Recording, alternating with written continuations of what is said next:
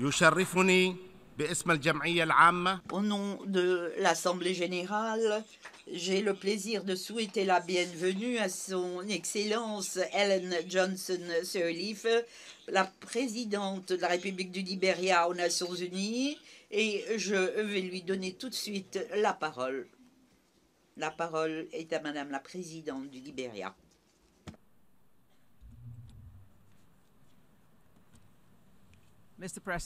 Monsieur le Président, Excellences, Mesdames et Messieurs les chefs d'État, de gouvernement et chefs de délégation, Mesdames et Messieurs les représentants, Mesdames et Messieurs,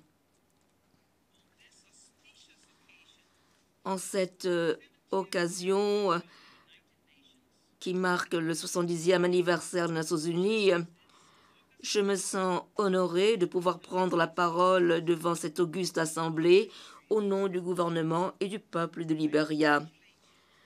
Je souhaite vous féliciter à l'occasion de votre élection à la présidence de l'Assemblée et je souhaite rendre hommage à la conduite des travaux de l'Assemblée par votre prédécesseur, son Excellence M. Sam Kutesi, qui a su mener à bon port la 69e session de l'Assemblée. Monsieur le Président, cette année, nous avons vu des événements sans précédent. Après 50 années, les États-Unis et Cuba ont décidé de surmonter leurs divergences en établissant des relations diplomatiques.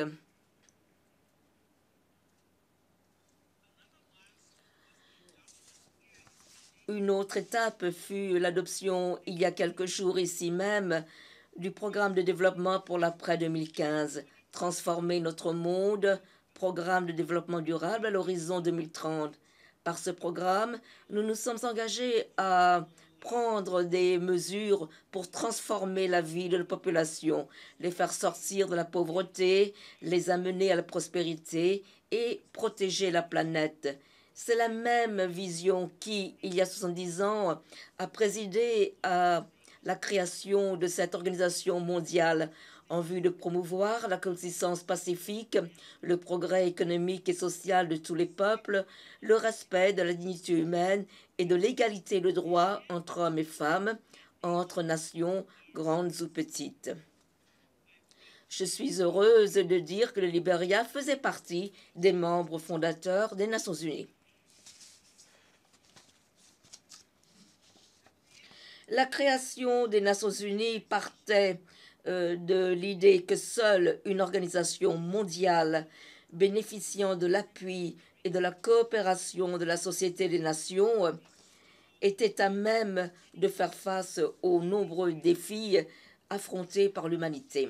Aujourd'hui, la réduction des conflits entre États, la coopération pour la protection et la promotion des droits de l'homme, la lutte contre la pauvreté mondiale, la maladie et la faim sont devenus le sceau de notre organisation. Par ailleurs, l'augmentation des conflits à l'intérieur des États et le terrorisme international amènent à saper les acquis obtenus dans la réduction des souffrances humaines. Des conflits prolongés, intenses, dans différentes régions du monde constituent une grave menace à la paix et à la sécurité mondiale.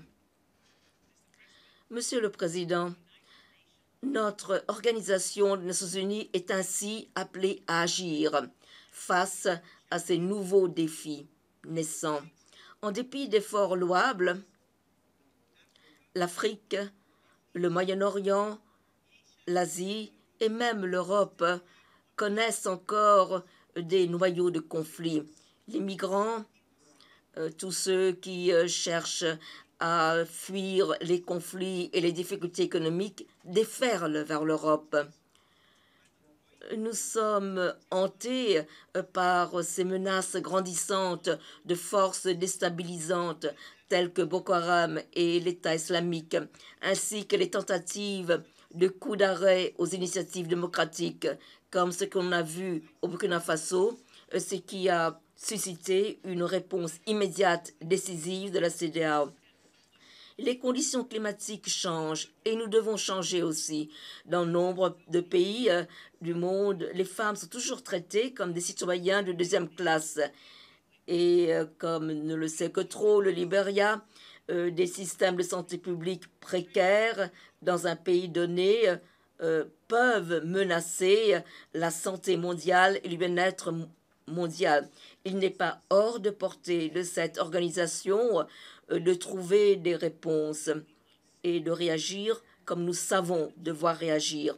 À 70 ans, il nous faut demander: est-ce que notre organisation mondiale est entravée aujourd'hui par des structures rigides, surchargées de bureaucratie?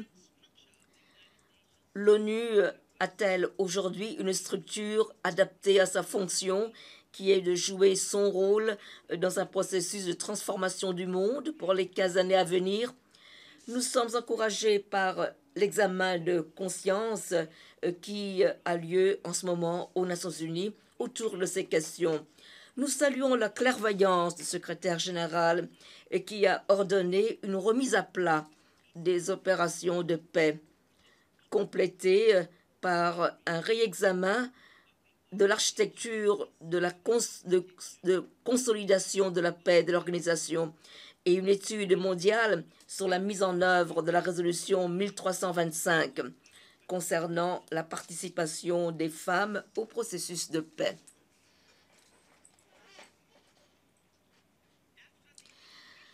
Après l'achèvement de ces examens, nous attendons des actes pour mettre en œuvre de nouvelles améliorations. Le Libéria peut témoigner avec gratitude du rôle essentiel, indispensable des activités de maintien et de consolidation de la paix des Nations Unies pour les pays sortant d'un conflit. Monsieur le Président, cette année, nous avons célébré le 20e anniversaire de la conférence historique de Beijing et du plan d'action pour l'autonomisation des femmes et l'égalité des sexes. Nous célébrons également le 15e anniversaire de la résolution 1325 sur la participation des femmes au processus de paix. Certes, on a vu des améliorations dans la condition de la femme, mais il reste encore beaucoup à faire. Il nous faut dès lors tous passer à la vitesse supérieure et prendre d'autres mesures au-delà des préceptes moraux sur l'égalité des sexes. Il nous faut maintenant prendre des mesures concrètes. À 70 ans, seulement 3 femmes ont été présidentes de l'Assemblée générale. L'une d'entre elles étant d'ailleurs notre compatriote Angie Brooks Randolph. Seules quelques femmes ont été représentantes spéciales du secrétaire général et aucune femme n'a jamais occupé le poste de secrétaire général. Excellences,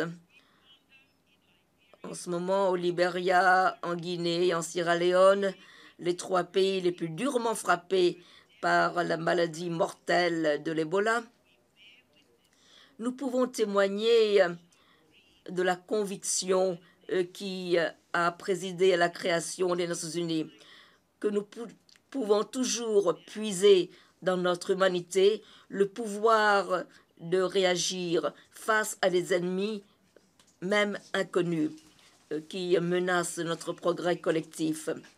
Nous vous sommes tous reconnaissants de votre appui massif, de votre assistance, alors que nous étions face à cette maladie mortelle de l'Ebola, la plus grande menace qui soit en ce temps moderne à la santé publique mondiale. Nous remercions le secrétaire général Mann qui, en partenariat avec nos pays, avec l'aide de la Banque africaine de développement, de l'Union africaine, de l'Union européenne, de la Banque mondiale, a organisé la conférence internationale sur le relèvement après Ebola, afin de mobiliser l'appui au programme de relèvement.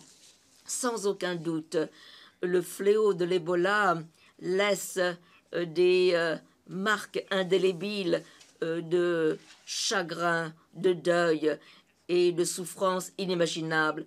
Mais il nous a également amenés à célébrer des cas réconfortants de courage extraordinaire, de leadership au niveau des gouvernements et des communautés, sans oublier une exceptionnelle coopération régionale et internationale.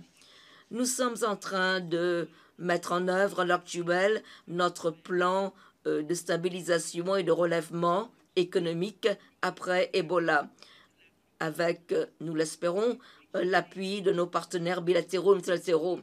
Nous voulons adopter une stratégie régionale pour le relèvement après Ebola. Stratégie formulée par les 3 pays de l'Union du fleuve Mano qui sont affectés. Monsieur le Président, nous voulons remédier aux pertes sur le plan du développement en reconstruisant notamment des systèmes éducatifs et sanitaires plus résilients. Le programme d'action d'Addis Abeba que nous avons adopté en avril nous trace la voie à suivre pour ce qui est du financement, du renforcement des capacités et des échanges technologiques afin de conforter nos objectifs de développement.